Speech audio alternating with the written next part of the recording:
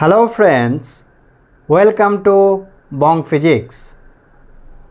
आज के mechanical properties of solid chapter शुरू करा हबे। तो चलो सबाई हाथे खाता पेन निये नी এই চ্যাপ্টার শুরু করা যাক। এই চ্যাপ্টার শুরু করার প্রথমেই আমরা কিছু ডেফিনেশন জেনে নেব। সেই ডেফিনেশনগুলো কি এখানে আমি লিখে দিয়েছি, চলো প্রত্যেকটা বিষয় এক্সপ্লেন করা যাক। তো প্রথমে যে ডেফিনেশনটা আমরা জানবো সেটা হচ্ছে রিজিড বডির। রিজিড বডি কাকে বলবো, তো কি ডেফিনেশন লেখা আছে সেখানে পরে আসছি, আগে নিজেরা একটু বোঝার চেষ্টা করি। রিজিড বডি মানে যেটাকে আমরা বাংলায় সহজভাবে বলতে পারি খুব শক্ত বডি, খুব শক্ত বস্তু, অবজেক্ট। তো শক্ত বা রিজিড মানে কি তাহলে, যে এমন একটা বডি বা অবজেক্ট যার ওপর যতই ফোর্স দেওয়া হোক না কেন তার শেপ সাইজ কোনো কিছুর পরিবর্তন হবে না। মানে ধরে নাও এটা একটা অবজেক্ট, এর ওপর যতই ফোর্স দেওয়া হোক না কেন, মনে করো দুই দিক থেকে চেপে ধরছি বা দুই দিক থেকে ধরে টানছি, যাই করছি না কেন, এক কথায় এর আকার আকৃতির পরিবর্তন করার চেষ্টা করছি, কিন্তু এই বস্তুর কোনোরূপ শেপ বা সাইজের পরিবর্তন হবে না। যেমন ছিল অবজেক্ট একদম সেই রকমই থাকবে। তাহলে এই অবজেক্টটা আমি কি বলবো, রিজিড বডি। এবার ফিজিক্সের ভাষায় এটাকে কীভাবে ডিফাইন করা হয়, এর সংজ্ঞা দেওয়া হয়, ডেফিনেশন দেওয়া হয়। ধরে নাও এই অবজেক্টের দুটো পয়েন্ট এটা আর এটা নিয়ে নিলাম, তো এদের মধ্যে একটা ডিস্টেন্স থাকবে, হ্যাঁ কি না? এবার তুমি ভাবো যদি অবজেক্টটাকে টানা হয়, যদি অবজেক্টটা একটু কিছুটা প্রসারিত হতো, স্ট্রেসড হতো, তাহলে এই দুটো যে পার্টিকেল এদের মধ্যে ডিস্টেন্স বেড়ে যেত, হ্যাঁ কি না?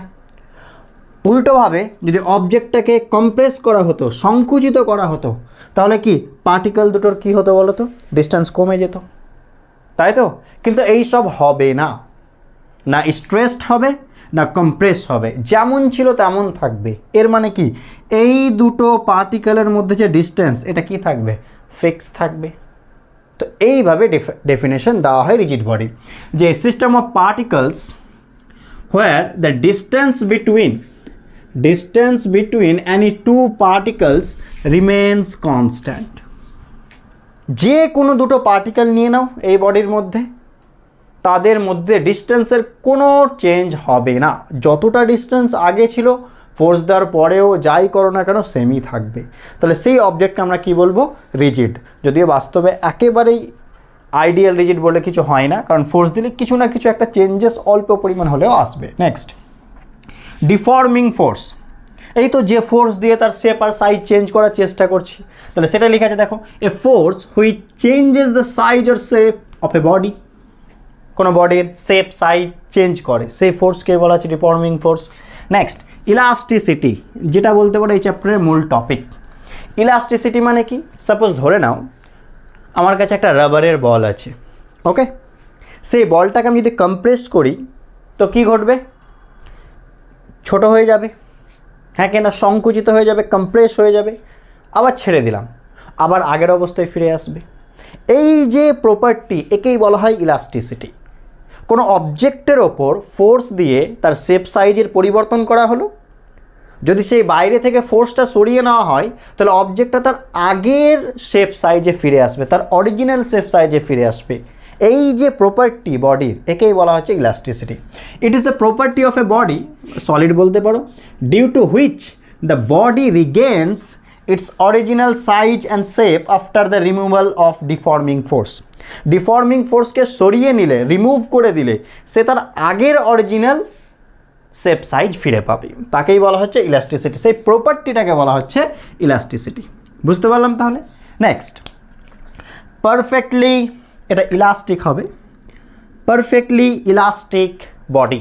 এর মানে কি দেখো, পারফেক্টলি ইলাস্টিক মানে একটা অবজেক্ট আছে, একটা বডি আছে, তার উপর ডিফর্মিং ফোর্স দেওয়া হলো, তার শেপ বা সাইজের চেঞ্জেস এলো, ফোর্স সরিয়ে নেওয়া হলো, আগে যেমন অবজেক্টটা ছিল ঠিক সেই রকম হুবহু আগের অবস্থাতেই ফিরে আসবে, কোনোরূপ চেঞ্জেস হবে না। যেমন ছিল তেমন ফিরে আসবে, তাহলে তাকে বলেছে perfectly elastic body. After the removal of ফোর্সটাকে যখন সরিয়ে নেব, the body regains its original, যেমন ছিল তেমন shape and size completely and immediately, সাথে সাথে এবং তার অরিজিনাল শেপ সম্পূর্ণভাবে ফিরে পাবে। ঠিক আছে, নেক্সট পারফেক্টলি প্লাস্টিক বডি, এটা অপোজিট। ফোর্স দিলাম, চেঞ্জ করলাম, তার শেপ সাইজের চেঞ্জ হলো, ফোর্স সরিয়ে নিলাম, তাহলে কি হবে, সেই অবজেক্টটা তার আগের অবস্থা তো ফিরে পাবেই না, যেমন চেঞ্জেস ছিল তেমনই থেকে যাবে। বুঝতে পারলাম কি পারলাম না? অবজেক্ট নিলাম, ডিফর্মিং ফোর্স দিয়ে মনে করো ওকে কম্প্রেস করে দিলাম, ফোর্স সরিয়ে নিলাম, তাহলে ওই রকমই থেকে গেল। ঠিক আছে, আগের অবস্থাতে ফিরবেই না, যেমন তুমি ডিফর্ম করেছো তেমনই থেকে যাবে। ঠিক আছে, after the removal of deforming force the body does not show any tendency to regain its original size and shape, কোনোরূপ টেন্ডেন্সিই দেখাবে না সে আগের অবস্থায় ফিরে আসার, মানে যেমন ছিল তেমনই থেকে যাবে। একে বলা যায় পারফেক্টলি প্লাস্টিক বডি। এবার এই যে ইলাস্টিসিটি কেন হচ্ছে, আমরা যখন ডিফর্মিং ফোর্স দিচ্ছি এর শেপ আর সাইজের যে পরিবর্তন হচ্ছে, যে ডিফর্মিং ফোর্স সরিয়ে নিলে আবার কি আগের অবস্থায় ফিরে আসছে, অরিজিনাল শেপে ফিরে আসছে। তো এটা কেন হচ্ছে, এর আমরা একটু অ্যাটমিক লেভেলে বিষয়টা দেখব যে কী ঘটছে। এটাকে আমরা একটা বিষয়ের সাথে তুলনা করব, তাহলে বিষয়টা একদম জলের মতো পরিষ্কার হয়ে যাবে। তো সেই জিনিসটা কি, চলো তুলনা করা যাক। এবার আমরা ইলাস্টিসিটিকে অ্যাটমিক লেভেলে বুঝব, যে অ্যাটমিক লেভেলে কি ঘটে। এটা বোঝার জন্য এটাকে আমরা একটা চিত্রের সাথে কম্পেয়ার করব। তো চলো আগে সেই চিত্রটা এঁকে নিই। সাপোজ এটাকে আমরা স্প্রিং বল ডায়াগ্রামের সাথে একটু তুলনা করব। কিভাবে একটু দেখে নাও। ধরে নাও এগুলো বল এক একটা, আমি বেশি আঁকছি না, জাস্ট কয়েকটা আঁকছি। ওকে, এগুলো এক একটা বল ভাবো, আর এগুলো কী দ্বারা কানেক্টেড আছে, স্প্রিং দ্বারা কানেক্টেড আছে। ওকে, সমস্তগুলো স্প্রিং দ্বারা কানেক্টেড আছে। ওকে, এইভাবে এঁকে নাও, তাহলে বিষয়টা বুঝতে পারবে, স্প্রিং দ্বারা কানেক্টেড আছে।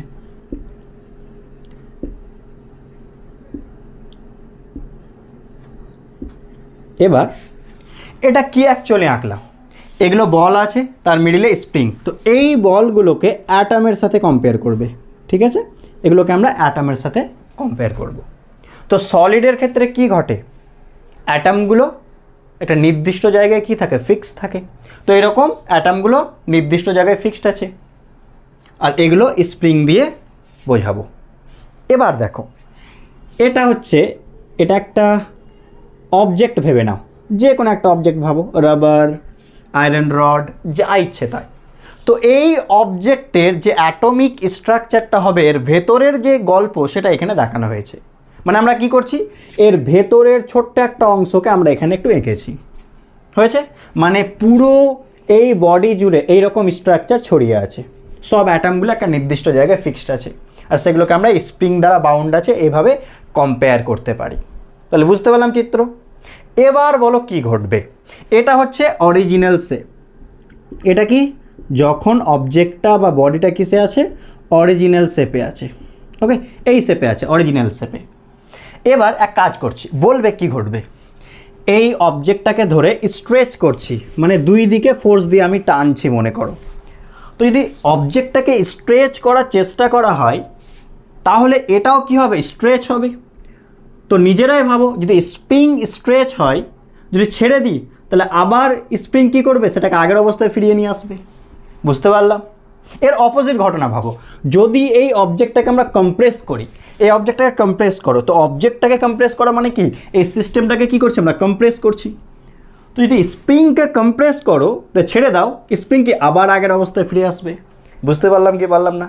তো এইভাবে আমরা অ্যাটমিক লেভেলে বিষয়টাকে কম্পেয়ার করতে পারি, যে কেন অবজেক্টকে যখন তার অরিজিনাল শেপ থেকে অন্য শেপে নিয়ে যাওয়ার চেষ্টা করা হয়, তখন সে কেন আগের অবস্থায় ফিরে আসছে, সেগুলোকে আমরা স্প্রিং বল সিস্টেম দ্বারা বিষয়টাকে আমরা তুলনা করে বুঝতে পারি।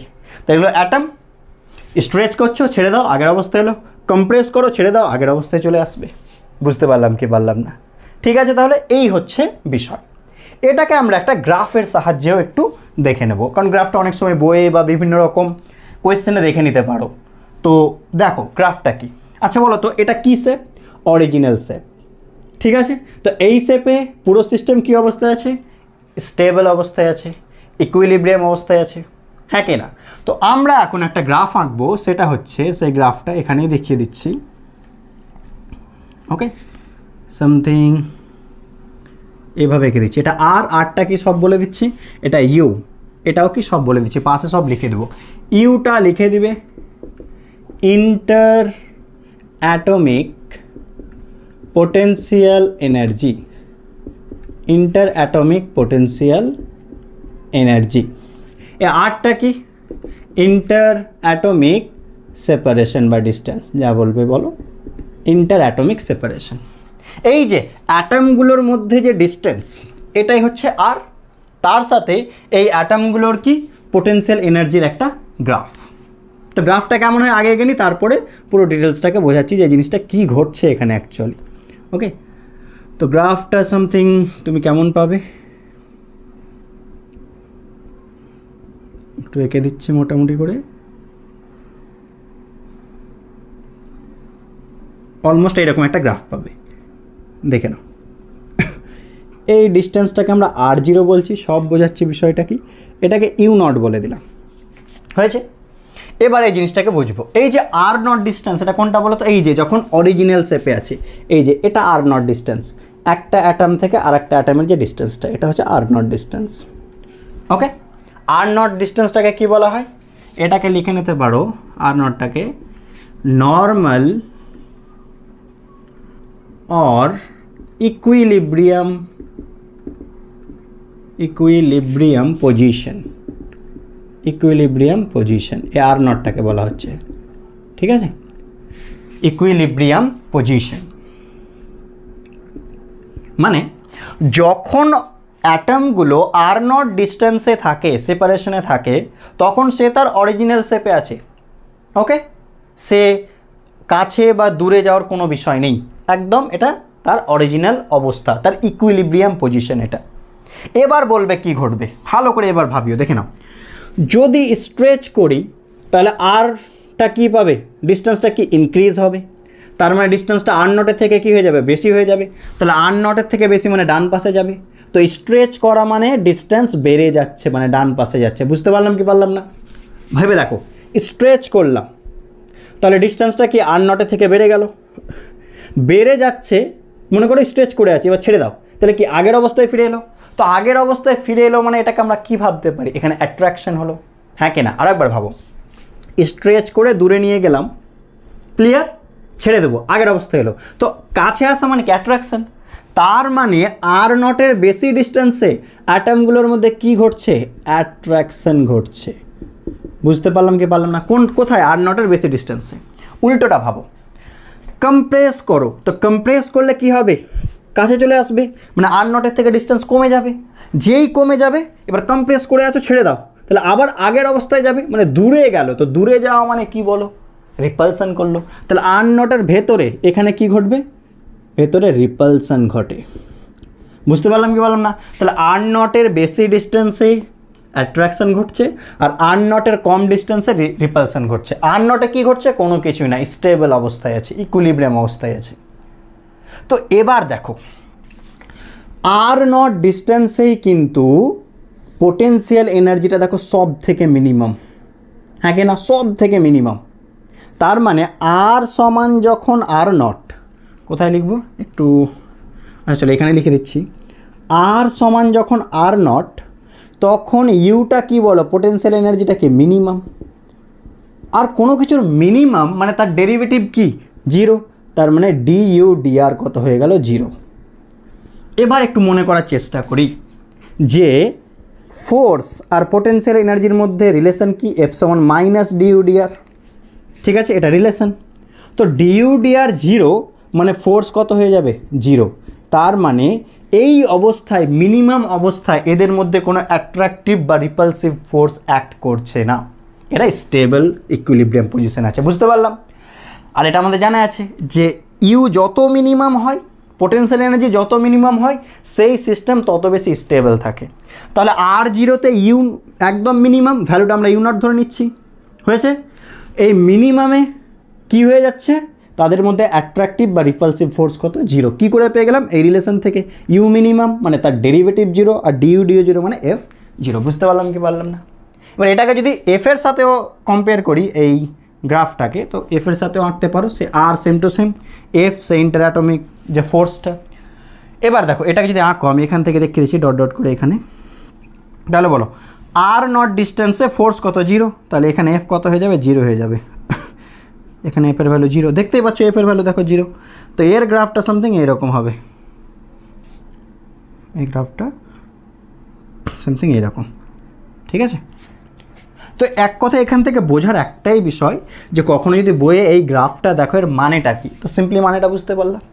পোটেনশিয়াল এনার্জি আর নটে একদম মিনিমাম, সেখানে ইকুইলিব্রিয়াম পজিশনে আছে, সেখানে কোনো ফোর্স অ্যাক্ট করবে না, ফোর্সের সাথে আঁকলে এইরকম হয়ে যাবে, ঠিক আছে? আর নটের বেশি ডিস্টেন্সে যাও, সেক্ষেত্রেও পোটেনশিয়াল এনার্জি চেঞ্জ হচ্ছে, কমে আসো তবুও পোটেনশিয়াল এনার্জি চেঞ্জ হচ্ছে, হ্যাঁ কি না? তো আর নটের বেশি ডিস্টেন্সে অ্যাট্রাকশন, আর আর নটের কম ডিস্টেন্সে কী হবে, রিপালশন। এই হচ্ছে টোটাল গল্প। কেন বুঝতে পারছো, স্ট্রেচ করছো আর বেড়ে যাচ্ছে, ছেড়ে দিলাম, অ্যাট্রাকশন হলো, কাছে এলো, কমপ্রেস করছো আর কমে যাচ্ছে, ছেড়ে দিলাম, দূরে চলে গেলো, রিপালশন হলো। এইভাবে পুরো জিনিসটাকে আমরা বুঝতে পারি, ঠিক আছে? তো এই ছিল মোটামুটি এখানকার গল্প, যে কেন অ্যাট্রাকশন, কেন রিপালশন, এই হচ্ছে বিষয়। বুঝতে পারলাম তাহলে? ওকে, দেখে নাও। এবার আমরা চলে আসব স্ট্রেসে। আচ্ছা, ইলাস্টিক লিমিট কী লেখা আছে সেখানে পরে আসছি, আগে স্ট্রেস বিষয়টা কি আগে এটা বুঝি। স্ট্রেস মানে সব থেকে সহজ ভাষায় মনে রাখবো ফোর্স পার এরিয়া। কোন ফোর্স কী, এই জিনিসগুলো আসছি। তো স্ট্রেস মানে মনে রাখবো ফোর্স পার কি এরিয়া। বুঝতে পারলাম? এবার তুমি যদি স্ট্রেসের অ্যাকচুয়াল ডেফিনেশন জানতে চাও, তাহলে এই যে ফোর্স, এই ফোর্সটা কোথাকার ফোর্স বোঝায় এটা একটু মনে রাখবা, ইন্টারনাল রিস্টোরিং ফোর্স। এটা হচ্ছে ডেফিনেশন অনুযায়ী স্ট্রেসের যে ডেফিনেশন, সেখানে যে ফোর্সের কথা বলা হচ্ছে, সেই ফোর্সটা হচ্ছে ইন্টারনাল রিস্টোরিং ফোর্স। এর মানেটা কি, একটা এক্সাম্পল দিই। ধরে নাও এটা একটা রড ভেবে নাও, আয়রন রড, ওকে? এর এরিয়া এ, ক্রস সেকশনাল এরিয়া, নিচে এফ ফোর্স দেওয়া হলো, মানে এক কথায় ফোর্স দিয়ে, আর এই পাশটা মনে করো কানেক্টেড আছে, ওকে, ফিক্সড আছে, এফ ফোর্স দিয়ে এই রডটার লেন্থকে ইনক্রিজ করার চেষ্টা করা হচ্ছে, এরকম ভাবো, ঠিক আছে? তো ফোর্স এফ দেওয়া হয়েছে, ক্রস সেকশনাল এরিয়া এ। তাহলে স্ট্রেসের যে ডেফিনেশন, সেই ডেফিনেশনে এফ এটা কিন্তু নয়, বাইরের ফোর্সটা নয় যেটা অ্যাপ্লাই করা হয়েছে। কোনটা? শোনো, এই যে বাইরের ফোর্স দিয়ে কি করার চেষ্টা করা হবে, এর লেন্থকে ইনক্রিজ করার চেষ্টা করা হবে। মনে করো লেন্থকে ইনক্রিজ করলাম, তো ছেড়ে দিলাম, তাহলে কি আবার আগের অবস্থায় ফিরে যাবে অবজেক্ট, হ্যাঁ কি না? এটাই তো ইলাস্টিসিটি। তো আগের অবস্থায় কেন ফিরে গেল? তার মানে অবশ্যই ভেতরে একটা ফোর্স ক্রিয়েট হয়েছিল, হ্যাঁ কি না? ভেতরে অবশ্যই একটা ফোর্স ছিল, যে ফোর্সটা অবজেক্টটাকে তার অরিজিনাল শেপ সাইজে নিয়ে গেল। তো এই যে ভেতরের ফোর্স, এটাকেই বলা হচ্ছে রিস্টোরিং ফোর্স। যে ফোর্সটা অবজেক্টকে তার অরিজিনাল শেপ সাইজ গেন করতে হেল্প করে, যে ফোর্সটা অবজেক্টকে তার অরিজিনাল শেপ বা সাইজে নিয়ে আসে, যখন তার মধ্যে ডিফর্মেশন ঘটানো হয়, তার আকার আকৃতির পরিবর্তন করা হয়।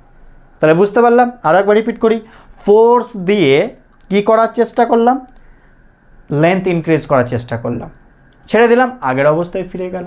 তো আগের অবস্থায় কেন ফিরে গেল? অবস্থায় একটা ফোর্স ছিল বলে ফিরে গেল।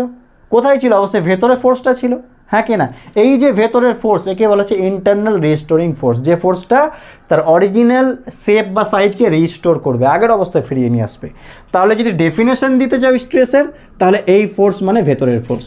কিন্তু যেহেতু এই ফোর্স সমান, আমরা ম্যাথস করার সময় এই ফোর্সকে কোনটা ধরবো, যেটা অ্যাপ্লাইড ফোর্স, যেটা বাইরে দিচ্ছি, এটা আমরা মনে রাখবো। ডেফিনেশন যদি জানতে চাই, অবশ্যই এফটা ভেতরের, কিন্তু ম্যাথস করার সময় আমরা বাইরের ফোর্সের সাথে কি করে দেবো, ইকুয়াল করে দেবো। বুঝতে পারলাম তাহলে? আচ্ছা, এবার কয়েকটা স্ট্রেস সম্পর্কে আমরা জেনে রাখবো। একটা হচ্ছে তুমি জানতে পারো লঙ্গিটিউডিনাল বা কি বলতে পারো টেনসাইল, বা কি বলতে পারো নর্মাল, এতগুলো নাম আছে স্ট্রেস। এটা একটা স্ট্রেস, কি লঙ্গিটিউডিনাল স্ট্রেস বা টেনসাইল স্ট্রেস বা নর্মাল স্ট্রেস। এর মানে কি? যখন অবজেক্টের ওপর ফোর্স কোথা থেকে দেওয়া হবে, যখন অবজেক্টের ওপর এই যে এরিয়া ক্রস সেকশনাল এরিয়া এর সাথে পারপেন্ডিকুলার ফোর্স দেওয়া হবে, তখন যে স্ট্রেস পাচ্ছি সেটাই হচ্ছে লংগিটিউডিনাল বা টেনসাইল বা নর্মাল স্ট্রেস, মানে এই চিত্রটা। বুঝতে পারলাম? আর একটা জিনিস মনে রাখবো, শিয়ারিং বা ট্যানজেন্সিয়াল, শিয়ারিং বা ট্যানজেন্সিয়াল স্ট্রেস। আচ্ছা এটা কি? ট্যানজেন্সিয়াল, ট্যানজেন্ট থেকে বুঝতে পারছি যে ট্যানজেন্ট বরাবর অ্যাক্ট করবে, মানে ধরে নাও এই চিত্রটা ভাবো, ওকে, আবার সেই ওই রকম চিত্র আঁকছি, এটা একটা রড, এটা এরিয়া এ, যখন ফোর্সটা ট্যানজেন্ট এই এরিয়ার ট্যানজেন্ট বরাবর দেওয়া হবে, এই এরিয়ার ট্যানজেন্ট বরাবর, ঠিক আছে, এই ফোর্স এর লেন্থ ইনক্রিজ করবে না, এই এরিয়ার ট্যানজেন্ট বরাবর দেওয়া হবে, তখন যে স্ট্রেস তাকে বলবো শিয়ারিং বা ট্যানজেন্সিয়াল স্ট্রেস। আর একটা স্ট্রেস হয়, শুধু একটু জেনে রাখিও, সেটা হচ্ছে ভলিউমেট্রিক স্ট্রেস, ভলিউমেট্রিক স্ট্রেস বা হাইড্রোস্ট্যাটিক স্ট্রেস, ভলিউমেট্রিক বা হাইড্রোস্ট্যাটিক স্ট্রেস। এর মানে কি?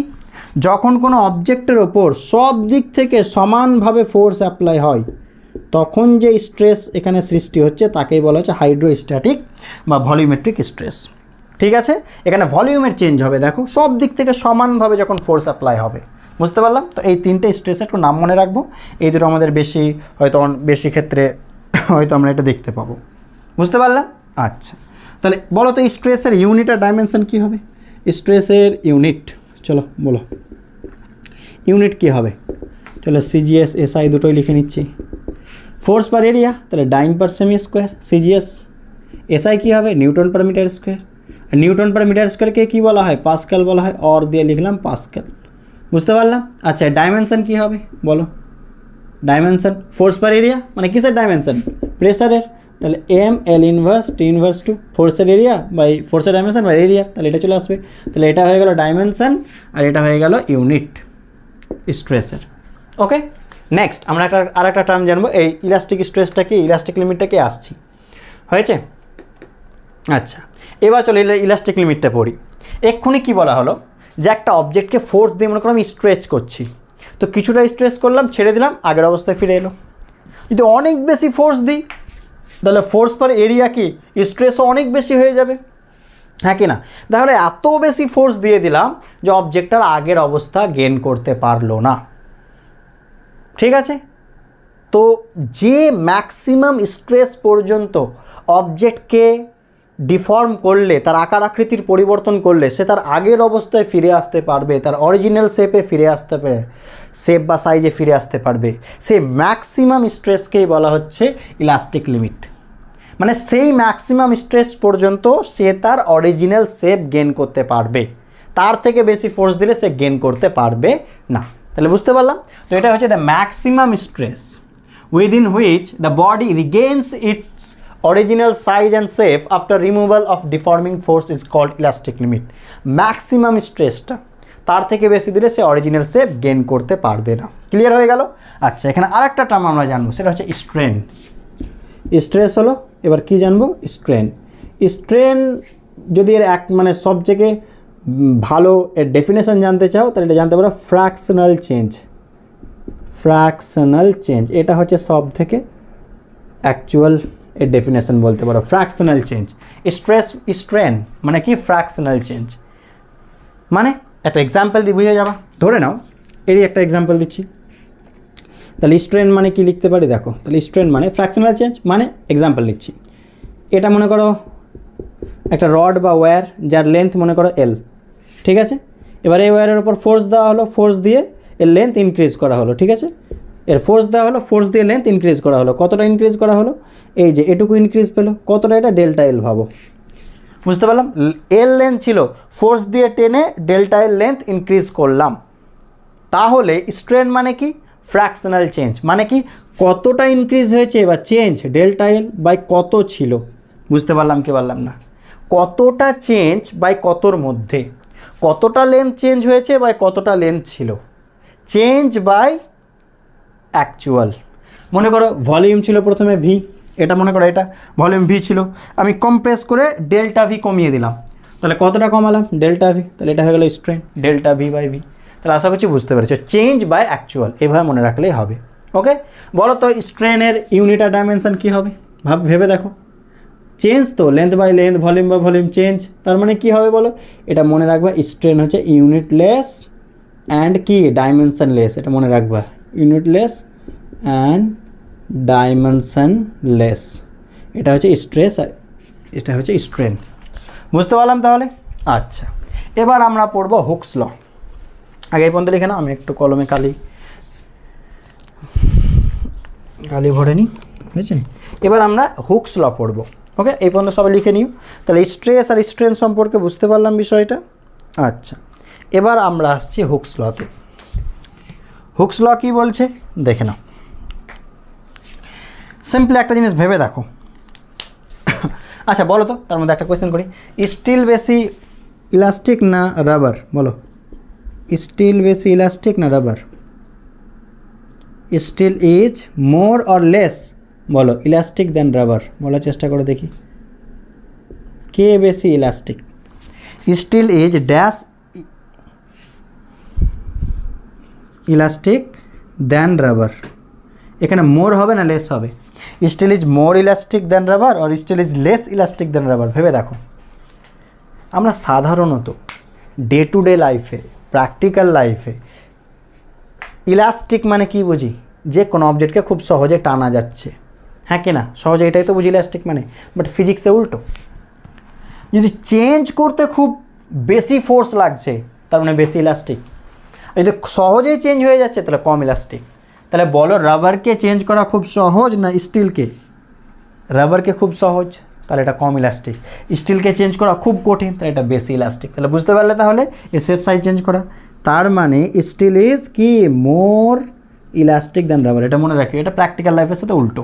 ওকে, চেঞ্জ করতে যত ফোর্স তত বেশি মনে রাখবো যে ইলাস্টিক। হ্যাঁ, এবার আমরা যেটা আসছিলাম হুকস লতে চলে আসছি। দেখো হুকস ল কী বলছি।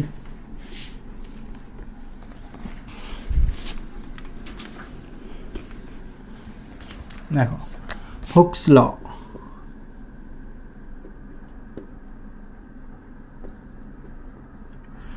আচ্ছা ভেবে দেখো। আচ্ছা বলো তো, আগে স্ট্রেন ঘটছে না আগে স্ট্রেস ঘটছে? ভেবে দেখো তো, ভেবে দেখো। আর একবার রিপিট করি, আগে স্ট্রেস না আগে স্ট্রেন? মানে একটা এক্সাম্পল দিচ্ছি, ধরে নাও এই যে সেই রডটাই ভাবো, আমি এর ওপর ফোর্স দিয়ে একে এর লেন্থ ইনক্রিজ করার চেষ্টা করছি। ওকে, তো চেঞ্জ মানে কি? স্ট্রেন। আর স্ট্রেস মানে কি? Force per area. তাহলে আগে কি ঘটছে বলো, আগে স্ট্রেস ঘটছে না আগে স্ট্রেন? একটু ভেবে দেখো, কোনটা কারণ কোনটা ইফেক্ট, এটা একটু বলার চেষ্টা করো। কোনটা কারণ কোনটা রেজাল্ট? রেজাল্ট কে রিজন কে? বলো, রিজন কোনটা আর রেজাল্ট কোনটা, এটা আগে বুঝতে হবে। বলো কে আগে ঘটছে, স্ট্রেস আগে না স্ট্রেন? তো যেটা স্বাভাবিক ক্ষেত্রে বেশি মনে হয়, স্যার স্ট্রেস দেবো তবেই তো চেঞ্জ হবে, তাহলে রিজনটা স্ট্রেস হওয়া উচিত আর রেজাল্টটা কী হওয়া উচিত? স্ট্রেন। স্ট্রেস দিলে তবেই তো চেঞ্জ হবে, হ্যাঁ কি না? তাহলে আগে স্ট্রেস তারপরে কি স্ট্রেন? কিন্তু না, উল্টো। স্ট্রেসের ডেফিনেশনে বাইরের ফোর্স না ভেতরের ফোর্স? ভেতরের ফোর্স। তো ভেতরের ফোর্স আসবে কখন, রিস্টোর করবে কখন? যখন চেঞ্জ হবে, হ্যাঁ কি না? তো মনে রাখবা রিজন হচ্ছে স্ট্রেন, আগে চেঞ্জ ঘটবে তবেই তো ভেতরে রিস্টোরিং ফোর্স ক্রিয়েট হবে, মানে কি স্ট্রেস তৈরি হবে। ঠিক আছে, আমরা ম্যাথমেটিক্যালি বাইরের ফোর্সের সাথে সমান করে দিচ্ছি, কিন্তু অ্যাকচুয়াল তো ভেতরেরটা। তো চেঞ্জ হলে তবেই তো ভেতরে রিস্টোর করবে, তার অরিজিনাল শেপে নিয়ে আসবে না, চেঞ্জ হওয়ার আগে তো আসবে না। তো চেঞ্জ হবে তার তখন ভেতরে ক্রিয়েট হবে, তার মানে আগের স্ট্রেন পরে stress.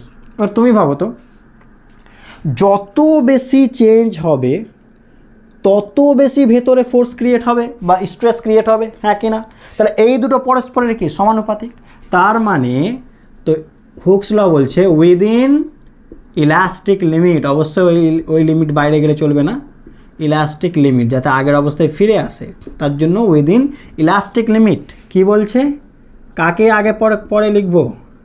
Stress proportional to strain, এটা মনে রাখতে হবে। স্ট্রেস স্ট্রেনের প্রপোর্শনাল, যত বেশি চেঞ্জ তত বেশি ভেতরে স্ট্রেস ক্রিয়েট হবে, যত বেশি স্ট্রেন তত বেশি স্ট্রেস। তাহলে ইকুয়াল করলে কি হবে বলো, তাহলে স্ট্রেস ইকুয়াল কনস্ট্যান্ট করতে হবে, একটা কনস্ট্যান্ট ইন্টু কি স্ট্রেন, হ্যাঁ কি না, হয়েছে। আচ্ছা এবার দেখো এই যে কনস্ট্যান্ট, এটাকে আমরা এই যে কনস্ট্যান্ট এটা সমান কি লিখতে পারি তাহলে বলো, স্ট্রেস বাই কি স্ট্রেন। এই কনস্ট্যান্টটাকে আমরা ই দিয়ে লিখছি, মডিউলাস অফ ইলাস্টিসিটি, ই দিয়ে লিখলাম কনস্ট্যান্টটাকে, ঠিক আছে। তাহলে মডিউলাস অফ ইলাস্টিসিটি সমান কি লিখতে পারি, এই কনস্ট্যান্টটার নাম আমরা ই দিচ্ছি, ই সমান হচ্ছে তাহলে কি স্ট্রেস বাই স্ট্রেন, এই কনস্ট্যান্টটার নাম ই দিলাম, এটা যেন মনে থাকে। ইটাকে কি বলা হয় মনে রাখবা, মডিউলাস অফ ইলাস্টিসিটি,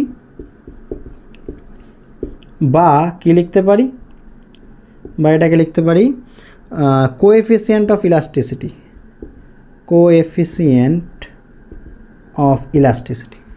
এটা কার ওপর ডিপেন্ড করে মনে রাখবা, depends on material of the object, material of the object और বডি যা লিখবে লিখো, অবজেক্ট বডি যেটা বা metal, depends on the material of the object.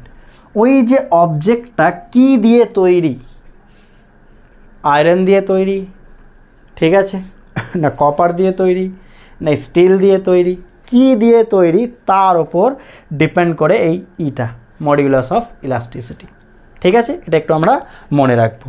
আচ্ছা এবার হয়েছে, দেখে নাও এবার যেটা আমরা জানবো মেটাই, ওকে দেখো এবার এই চ্যাপ্টারে আমরা তিনটে চেঞ্জ নিয়ে পড়বো। এই যে বললাম না ইলাস্টিসিটি মানে কি চেঞ্জ করব তবে তো আগের অবস্থায় ফিরে আসবে, হ্যাঁ কি না। তো এই চ্যাপ্টারে আমরা তিনটে চেঞ্জ নিয়ে পড়বো, একটা লেন্থ চেঞ্জ, লেন্থকে আমরা চেঞ্জ করব। আচ্ছা আর কিসের চেঞ্জ পড়বো, এগুলো চেঞ্জ পড়বো যে এগুলোর চেঞ্জ মানে এখানে ডিফর্ম ঘটাবো, কিসের অবজেক্টের কিসের চেঞ্জ করব, লেন্থের চেঞ্জ নিয়ে পড়বো। তারপরে কি ভলিউমের চেঞ্জ নিয়ে পড়বো, যখন ভলিউমের চেঞ্জ করব তখন শেপ সেম থাকবে মনে রাখবা, শেপের কোনো পরিবর্তন হবে না, শেপ কনস্ট্যান্ট, শেপ সেম থাকবে। নাম্বার 3 আর কি শেপের চেঞ্জ নিয়ে পড়ব, তখন কি ভলিউম কনস্ট্যান্ট থাকবে।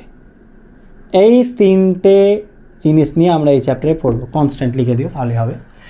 যখন লেন্থের চেঞ্জ নিয়ে পড়বো এই চ্যাপ্টারে, ভলিউমের আর কি শেপের, ব্র্যাকেটে লেখা আছে কি কনস্ট্যান্ট থাকবে।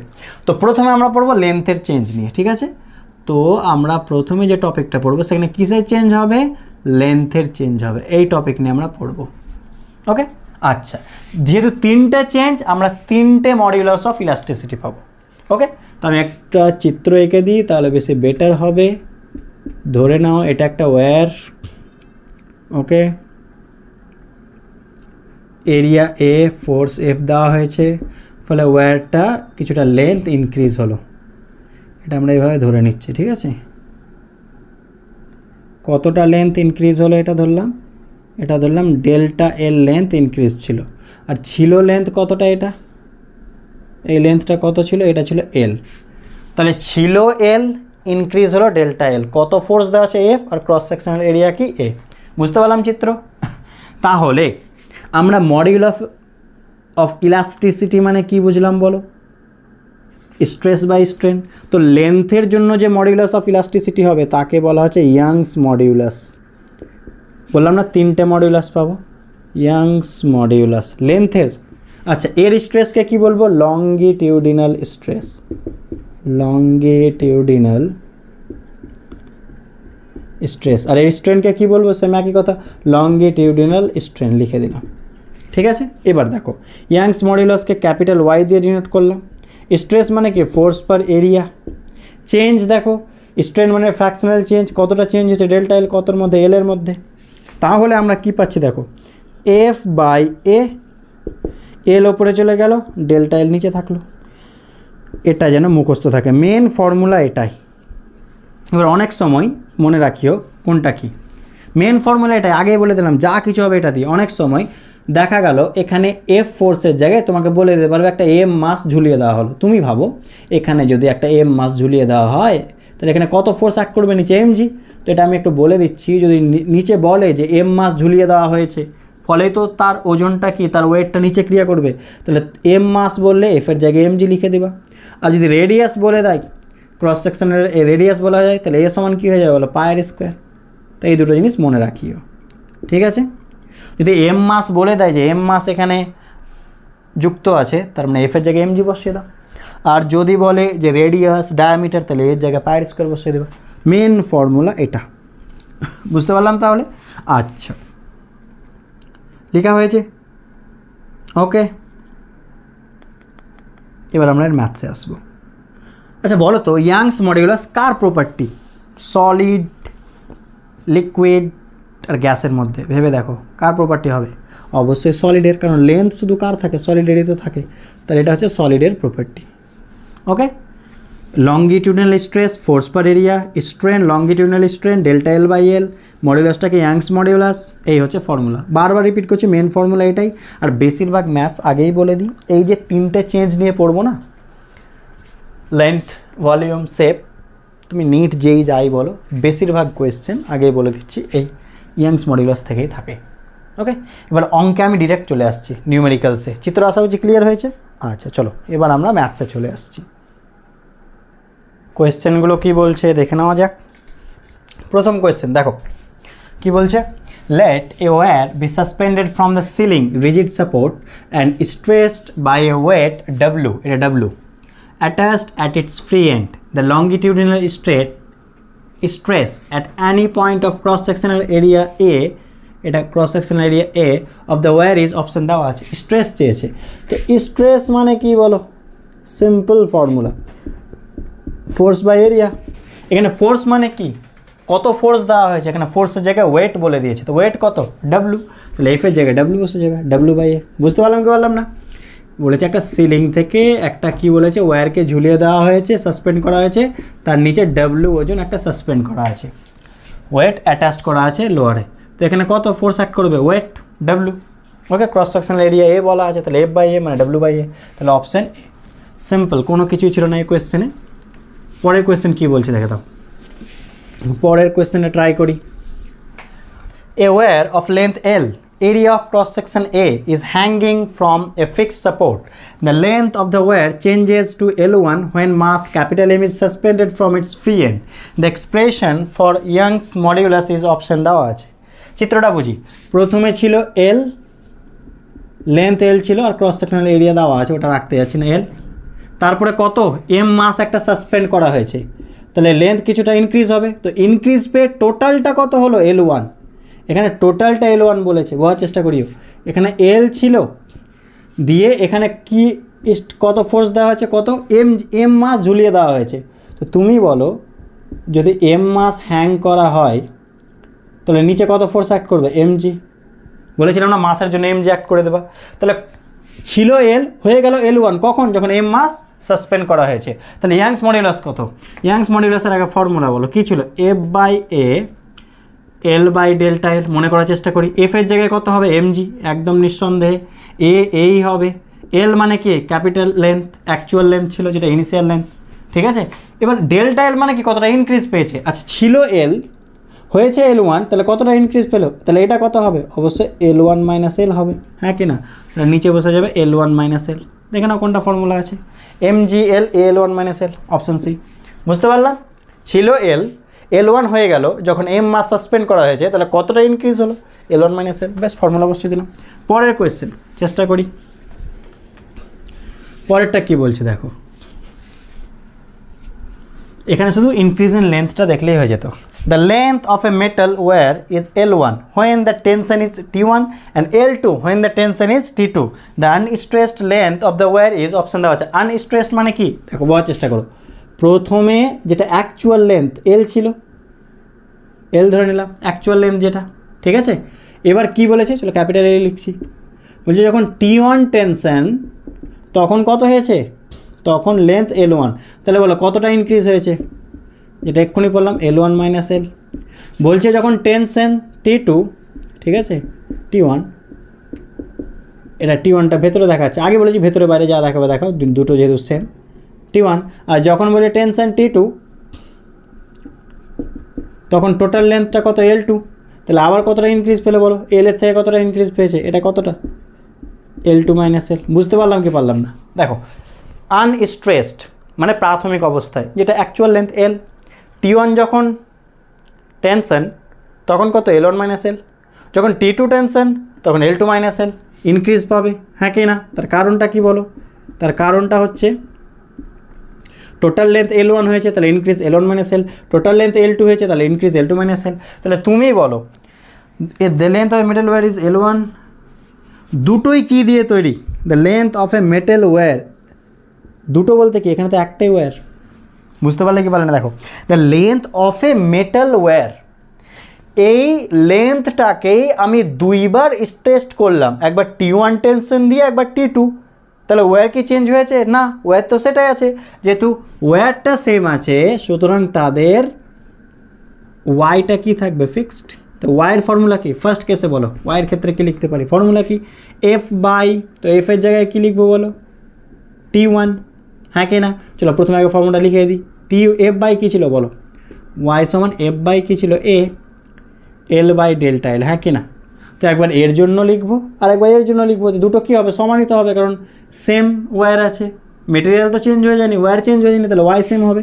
তাহলে প্রথম ক্ষেত্রে বলো এফ এর জায়গায় T1 বা এর জায়গায় কিছু বলেছে, এ বলে কিছু বলেছে না, চলো এই রাখলাম। আর এল এর জায়গায় কি? প্রাথমিক লেন্থ ক্যাপিটাল এল, এটাই বের করতে বলছি, ডেল্টা এল কত? L1 minus L. সেকেন্ড কেসে বলো এফ এর জায়গায় T2, এ সেম এল সেম, এটা কত হবে বলো? L2 minus L. সমান কেন করলাম বুঝতে পারলে? যেহেতু একই ওয়্যার, চেঞ্জ তো হয়নি, মেটেরিয়াল সেম আছে, ওয়াই সেম। বলো কী কী কেটে যাচ্ছে? এ কেটে যাবে, এল কেটে যাবে। চলো কর্নারে গুণ করি, তাহলে এটাকে এটার সাথে এটাকে এটার সাথে গুণ করে দাও। তাহলে যদি এটাকে গুণ করি, যে কোনো একটাকে করো, তাহলে এখানে কত হয়ে যাবে বলো?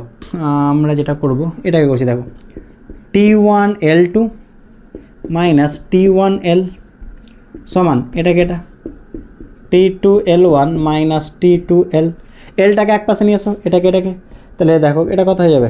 T2 L minus T1 L সমান কত? T2 L1 minus T1 L2, হ্যাঁ কিনা? এখান থেকে এল কমন না, তাহলে T2 মাইনাস T1 পড়ে থাকবে, তাহলে T2 মাইনাস T1টাকে নিচে পাঠিয়ে দাও, তাহলে T2 L1 minus T1 L2 by কত? T2 মাইনাস T1, দেখো কোনটা আছে? Option C. বুঝতে পারলাম?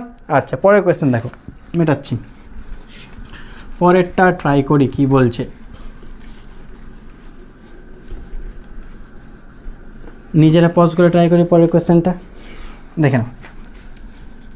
বলা হয়েছে the Young's modulus of steel is twice that of a brass, তার মানে ব্রাশের থেকে ডাবল ইয়াংস মডুলাস, তাহলে ব্রাশের ইয়াংস মডুলাস ওয়াই বি লিখলাম, যদি ওয়াই হয় তাহলে স্টিলের ইয়াংস মডুলাস 2y হবে। বুঝতে পারলাম কি পারলাম না?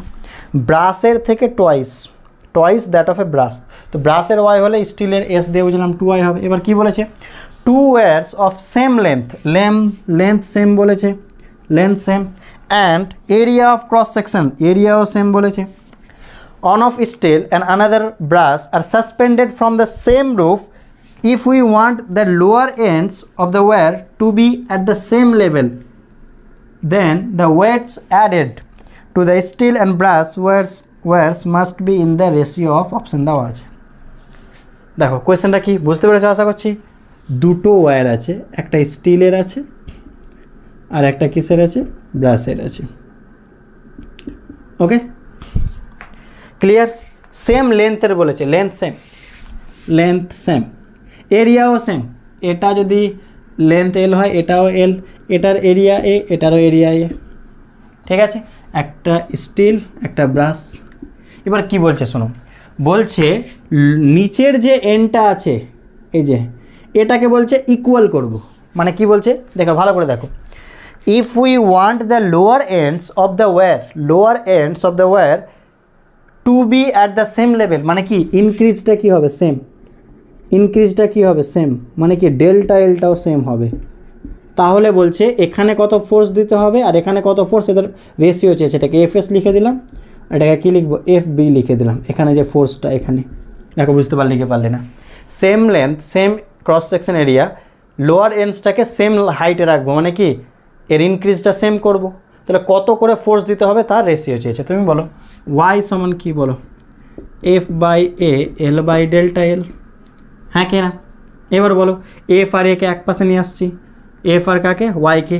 তুমি বলো এখানে এ সেম এল সেম ডেল্টা এল সমান, এ সেম এল সেম ডেল্টা এল সমান। তাহলে ওয়াই আর এফ পরস্পরের কি প্রপোর্শনাল, তাহলে ওয়াই প্রপোর্শনাল এফ বা এফ প্রপোর্শনাল ওয়াই, যা লিখবা লিখো একই কথা। বাকিগুলো তো কনস্ট্যান্ট হয়ে গেল না, সেম তো। তার মানে এফ প্রথমে স্টিল না, প্রথমে কি বলে ব্রাশ বলেছে দেখো, প্রথমে স্টিল, তাহলে স্টিলটাকে প্রথমে রাখবো, পরে ব্রাশকে রাখবো। তাহলে F steel by F brass সমান কী হবে, Y steel by Y brass হবে। ঠিক আছে, ব্রাশের যদি ওয়াই হয়, স্টিলের কত হবে 2y, তাহলে 2, তাহলে 2:1, অপশান ডি। বুঝতে পারলাম, এইভাবে করতে হবে, দেখে নাও। Next question, two wires A and B are of the same material. আচ্ছা, সেম মেটেরিয়াল মানে কি সমান, ইয়াংস মডিউলাস সমান। Their lengths are in the ratio, তার মানে এল এ বাই এল বি কত বলেছে 2/1, and the diameter are in the ratio, diameter কত বলেছে, ডায়ামিটারের রেশিও আর রেডিয়াসের রেশিও সেম। এটা মনে রাখবো আমরা, রেডিয়াসের রেশিও আর ডায়ামিটারের রেশিও কি হয়, সেম। তার কারণটা কি, 2 ইন্টু রেডিয়াস মানে তো ডায়ামিটার, তো ওপরে 2 দিয়ে মাল্টিপ্লাই, নিচে 2, তাহলে এটা ডায়ামিটার হয়ে গেল। তো ডায়ামিটার রেশিও আর রেডিয়াসের ratio same. Next, if they are pulled by the same force, force সমান বলেছে এখানে, এফ সমান, the increase in the length will be in the ratio, তাহলে ডেল্টা এল এর কী চেয়েছে, রেশিও। তো আমরা ওয়াই সমান কী জানি বলো, ওয়াই সমান জানি F by A L by delta L, হ্যাঁ কি না? এর জায়গায় কী লিখবো বলো, পায়ের স্কোয়ার লিখবো, যেহেতু রেশিও রেডিয়াস বলেছে বা ডায়ামিটার যাই বলো। এবার ভালো করে দেখো কার কারণ কী চেয়েছে, ডেল্টা এল চেয়েছে, তাহলে ডেল্টা এল সমান কী লিখতে পারি বলো, F by pi R square L by Y, হ্যাঁ কি না? এটাকে পাশে এটাকে পাশে। এবার শোনো কী কী সমান, ওয়াই আর এফ সমান, তাহলে ওয়াই আর এফকে বাদ দাও। তাহলে ডেল্টা এলটা কার কার প্রপোর্শনাল, তাহলে delta L proportional L by কী বলো, আর স্কোয়ার, হ্যাঁ কি না? তাহলে delta L A by delta L B কী হবে বলো, এল এর সাথে প্রপোর্শনাল মানে কী হয়ে যাবে, এল এ বাই এল বি। আর আর এর সাথে দেখো ইনভার্সলি প্রপোর্শনাল স্কোয়ার, মানে কি এর সামনে বি হবে আর বি এর সামনে এ, তাহলে আর বি বাই কী হয়ে যাবে, আর এ, তার কি হোল স্কোয়ার। চলো ভ্যালু বসাই, এল এ বাই এল বি কত, এখানে তাকাও 2/1, তাই তো। এ আর বি তো বলেছে 2/1, আর এ দাঁড়াও, রেশিওটা মেবি লিখতে একটু গন্ডগোল করেছি, 1 সেকেন্ড, কোয়েশ্চেনটা আমি চেক করে নিই। আচ্ছা, প্রথমটা 1:2 আছে, এটা 1:2 হবে, যেটা লেন্থের রেশিও 1:2, ডায়ামিটারটা 2:1, তাহলে এটা 1:2 হলে এটা হাফ করে দাও একটু, এটা হাফ ছিল, তাহলে এটা হাফ হয়ে গেল, হ্যাঁ এটা হাফ। আচ্ছা বলো আর এ বাই আর বি কত, 2/1, তাহলে আর বি বাই আর এ কত হবে 1/2, তাহলে 1/2 তার কি স্কোয়ার, মানে 1/8, তাহলে 1:8, দেখে না কোনটা আছে, অপশান সি। বুঝতে পারলাম, ওটা একটু লিখতে ভুল হয়েছিল, ওটা একটু ঠিক করে নিই, 1:2 ছিল, L A by L B half, R A by R B কত 2/1, যেহেতু আর এ বাই আর বি 2/1, তাহলে আর বি বাই আর এ কী হবে 1/2, স্কোয়ার করে 1:8। বুঝতে পারলাম, পরের কোয়েশ্চেন কী বলছে দেখে নাও, মেটাই। ওকে, কোয়েশ্চেন নাম্বার 6 ট্রাই করি, কী বলছে।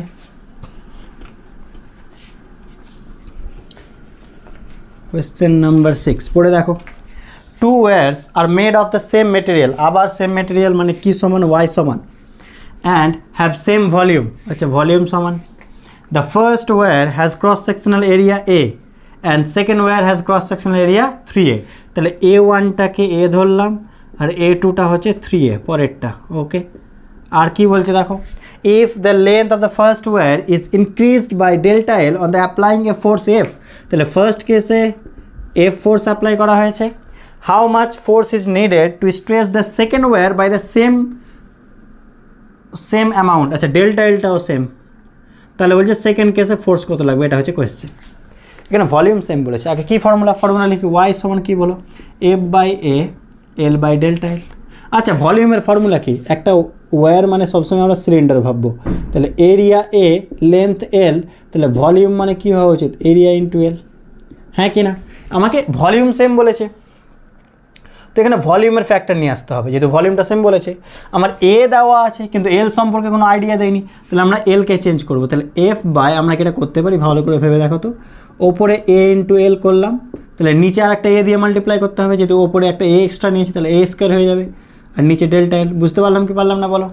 আচ্ছা এ ইন্টু এল এটা কি, এটা ভলিউম, এফ ইন্টু ভি করে দিলাম, বাই কত এ স্কোয়ার ইন্টু ডেল্টা এল হয়েছে।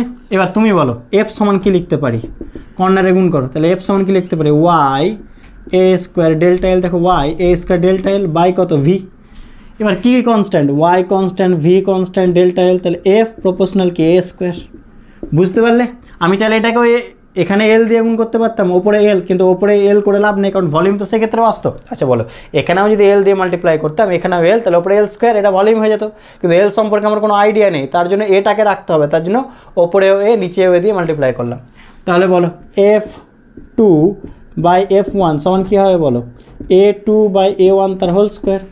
এফ টু চেয়েছে, এফ ওয়ানটা এফ, এ টু আর এ ওয়ান কত বলো, এ ওয়ানটা এ টুটা 3a স্কোয়ার করে দাও 9, তাহলে 9f, অপশান সি। বুঝতে পারলাম? পরের কোয়েশ্চেন কী বলছে দেখো, পরের কোয়েশ্চেন পজ করে ট্রাই করি, পরেরটা ট্রাই করে যাও কত আসবে।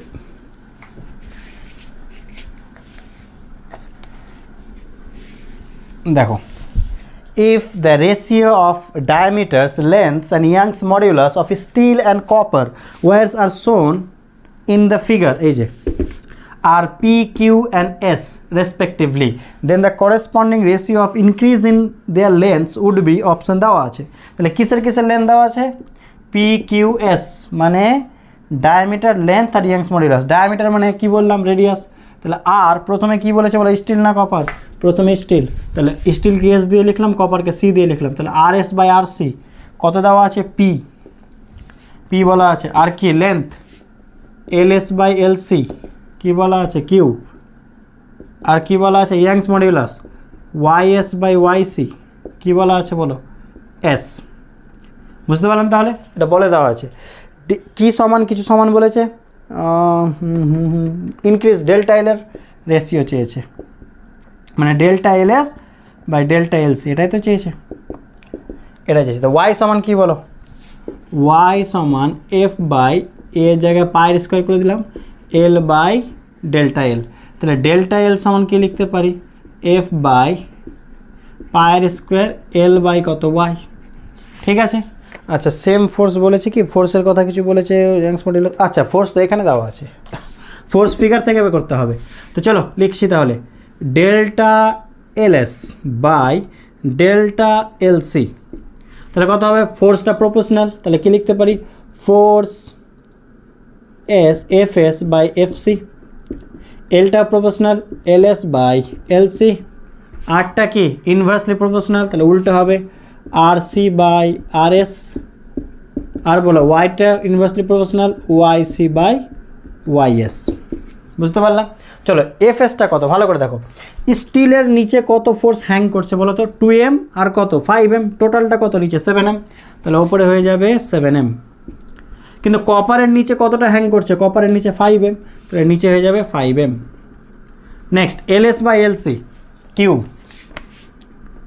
আর সি এটা তাহলে 1/p হয়ে যাবে, 1/p তার square, R C by R S by R C, আর ওয়াই সি বা Y S by Y C S, তাহলে ওয়াই সি বাই 1 কত হয়ে যাবে এস, তাহলে কত হলো এম কেটে গেলে 7q by 5sp square, 5sp square, দেখে নাও 7q, অপশান বি।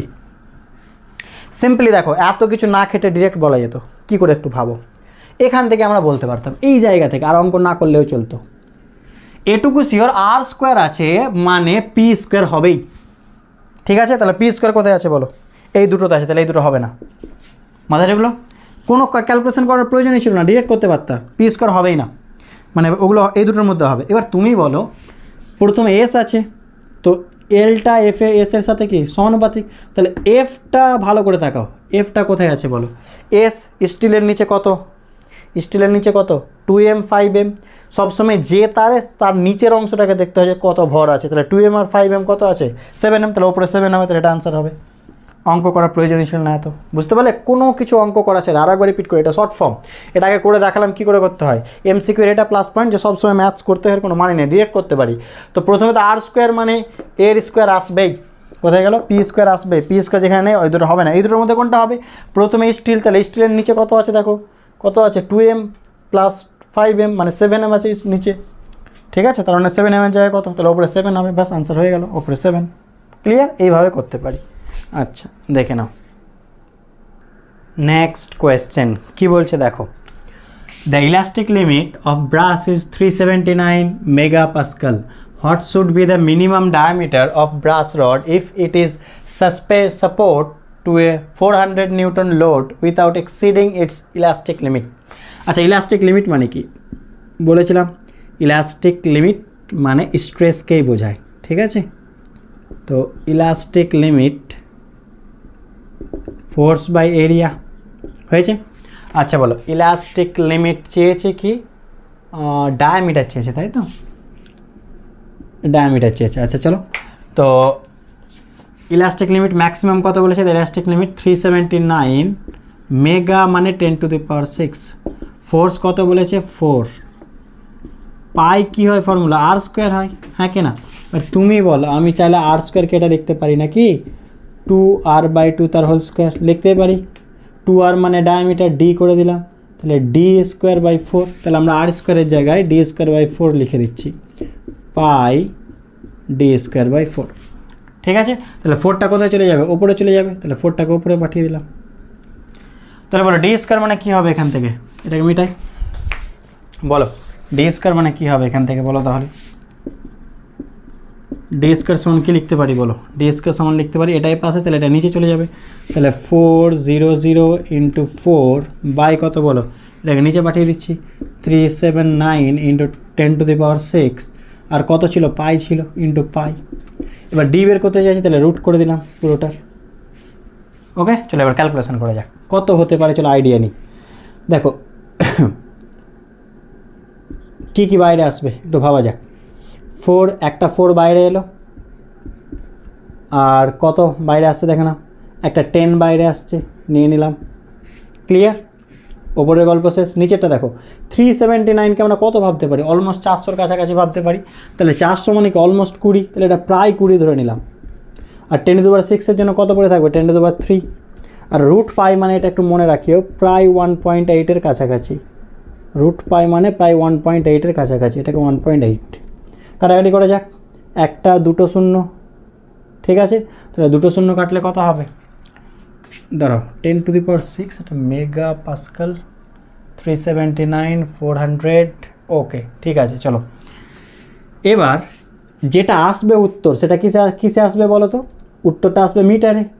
ক্লিয়ার? কিন্তু আনসার সব মিলিমিটারে। তাহলে কাজ করে এখানে ইন্টু 10⁻³ করে দিলাম, তাহলে মিলিমিটার হয়ে গেল। বুঝতে পারলে কি? মিটারে আসতো তো মিলিমিটার করে দিলাম, যেহেতু এসআই সবগুলো মিলিমিটার। এবার দেখো 10⁻³ কেটে গেল। ক্লিয়ার? একটা জিরো কাটলো, 0.1 যদি ওপরে চলে যায়, 10 তুলে দিলাম, চলে 40 বাই কত হবে এটা বলো? 40/36, মানে 1 পয়েন্ট, আবার 1 পয়েন্ট, তাহলে 1.1, অপশন সি। বুঝতে পারলাম? এরকম সামথিং 1.1, আর ক্যালকুলেশন করতে গেলাম না, এরকমই আশেপাশে কিছু একটা আসবে। বুঝতে পারলাম কি? এটা তো অ্যাপ্রক্সিমেট নিলাম, এটা তো 400 নয়, কিন্তু ক্যালকুলেশনের জন্য 20 ধরে নিলাম, কাছাকাছি একটা ক্যালকুলেশন করতে হবে। বুঝতে পারলাম? তাহলে এটা 19 পয়েন্ট কিছু একটা আসবে। বুঝতে পারলাম? পরের অঙ্কটা, কোয়েশ্চেনটা কী বলছে দেখো, পরের কোয়েশ্চেনটা পড়ার চেষ্টা করি। বলেছে a steel rod has a radius of 20 millimeter and a length of 2 meter. A force of 6.28 kilonewton stretches along its length. Young's modulus of steel is 2 × 10⁻11 Newton per meter square. The longitudinal strain produced in the stress is 10⁻⁵। এই আমাকে এইখানকার ভ্যালুটা বের করতে হবে। চেয়েছে কি? Longitudinal strain. আচ্ছা স্ট্রেন মানে কি বলো? স্ট্রেন মানে কি মনে করার চেষ্টা করি। ওয়াই সমান কী ছিল? Young's modulus. ফোর্স বাই কী ছিল? স্ট্রেস বাই কী ছিল বলো? স্ট্রেন। অবশ্যই লংগিটিউডিনাল। তাহলে স্ট্রেন মানে কি আসছে বলো? লংগিটিউডিনাল স্ট্রেন মানে কি আসছে? স্ট্রেস বাই ওয়াই চলে আসছে, স্ট্রেস বাই ওয়াই, অবশ্যই লঙ্গিটিউডিনাল, বারবার রিপিট করছি। তো স্ট্রেস মানে কি বলো, লঙ্গিটিউডিনাল। এফ বাই এ, তাহলে এফ বাই এ নিচে চলে এলো আর ওয়াই থাকলো, হয়েছে। কী কী দেওয়া আছে বলো আমাকে?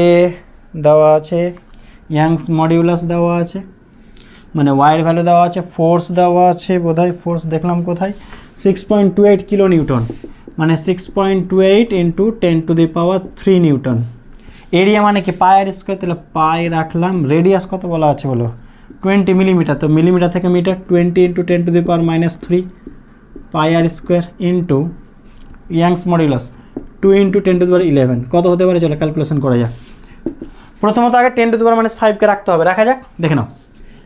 -6 আর +11, তাহলে 10⁻5, তাহলে এখানকার গল্প শেষ। তাহলে এটার আর এটার গল্প শেষ করে দিলাম, বুঝতে পারলাম।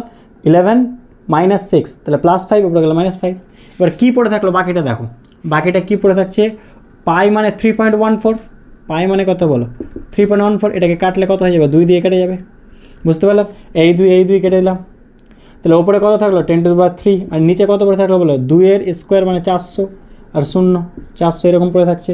তাহলে দুটো শূন্য কাটলে কত হয়ে যাবে, দুটো শূন্য কাটো, তাহলে একটা পড়ে থাকলো, তাহলে 4/10 মানে 2.5 ইন্টু 10⁻5, তাহলে উত্তর এখানে 2.5 বসবে, ঠিক আছে।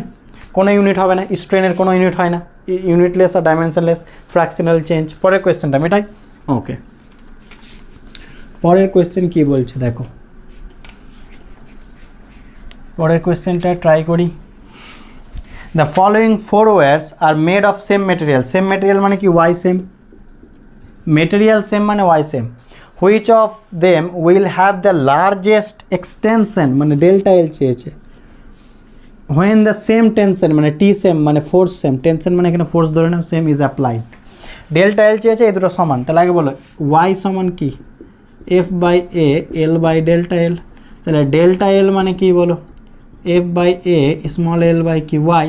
এবার যেহেতু এফ আর ও কে কি সমান, ওয়াই সমান, তাহলে ডেল্টা এল প্রপোর্শনাল কী বলতে পারি, এল বাই ডায়ামিটার বলেছে।